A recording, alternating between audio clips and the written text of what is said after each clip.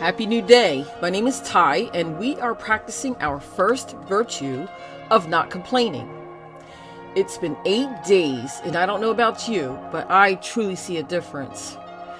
These virtues can be found in my new book, 2021, Unlock Your Blessings, 20 Ways to Unlock Your Blessings to Practice for 21 Days. As mentioned in my previous session, many books and sages explain what to do to bring health, wealth, and peace of mind. But I find that there are very few materials to help with the process and how to successfully maintain the results. This is a simple method. It just uses the scientific approach of practicing something for 21 days, then meditating on it for the remaining 7 to find your success. And this is the best way to form a habit, good or bad. So today I would like to share with you chapter 9 in my previous book, The Way to Riches is What You Think. A hard-learned lesson. This day was a beautiful day. We woke up early, had many things to do on our list, and we were accomplishing all. It was hot outside, however, everything went well. We were in and out throughout the day as if we were tag teaming the house. But it was a good time. We felt accomplished and successful, and we were enjoying ourselves. I received great news about an appointment the next day, Sunday, which brought great joy and a small amount of excitement and fear because it was something new that I must task. I clearly remember being in and out of my bathroom throughout the day between the chores. I took my contacts out early and continued my day. In the evening, when I went to use the bathroom, I noticed that my towel was missing.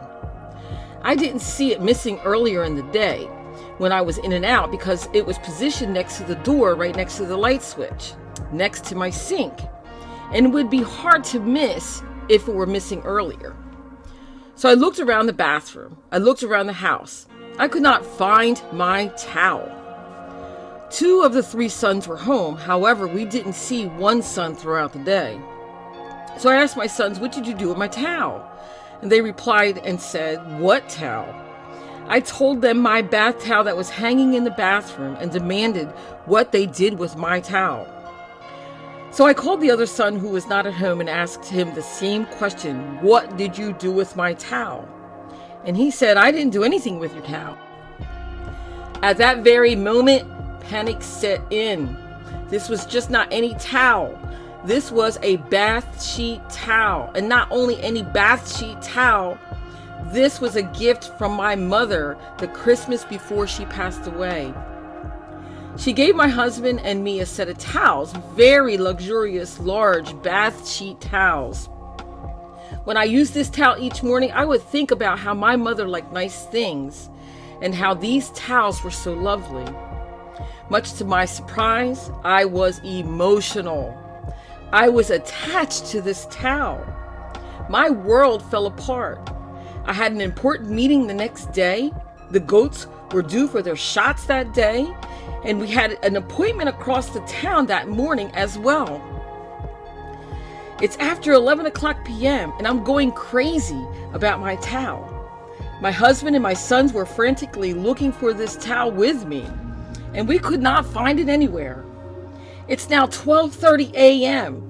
I sit in the living room chair like a little child who lost her blanket because I could not find my towel. Since it was so late and my teachings of never going to bed angry came to play, I quickly changed my emotions to sadness, extreme sadness, and went to bed. I fell asleep, but remember waking up from time to time with a heavy heart and many thoughts of what could have happened to my towel. I thought maybe it met its demise at the hands of one of my children and that it was ruined and thrown away, and they were trying to save my feelings. I thought about a robber coming into my house and stealing my towel. I thought about my oldest son using it to go to the pool and many other things. While I did not get much sleep and morning came, I said my usual prayers and I added, "Lord, why do I feel this way about my Tao? And I asked, what is this lesson that is meant for me and this loss that I feel about my Tao? I know this is a strange story to place at the end of this book. However, it is in line with our thinking concepts. I thought about the Tao as if it were more than the usefulness of being a Tao. Thinking of objects as more, they will block our way to our objectives and blessings. All things are made to be useful, and when they are no longer useful, they are to be retired. The object is not the person, or does it take the place of any living thing in our lives. When we hold onto an object for the wrong reasons, we block opportunities for replacements. When I finally realized that I had an emotional attachment to a silly towel, it became just that, a towel. I realized that there were more opportunities to think about my mother than when using the towel. Not only that, while shopping in a local store, I stumbled on a sale of the same towels in many different colors. Had I held an unhealthy attachment to this object, I most likely would not have noticed that there were replacements. Letting go of objects that have surpassed their effectiveness opens the door for more opportunities. Thinking of the loss blocked the way to my new blessings ahead.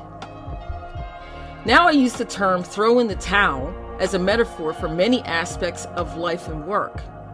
I also use give it up as to say, give it to the Creator. As soon as I do, the answers always appear. And I know that's a strange story, and we might not see why it is important with our virtues, but it is one more aspect to say how we can open the doors to unlock our blessings. Thank you for listening, and I hope you share this podcast of Art of Prosperity with your close friends and family. My books can be found by simply Googling my name. Talk to you soon. Thank you.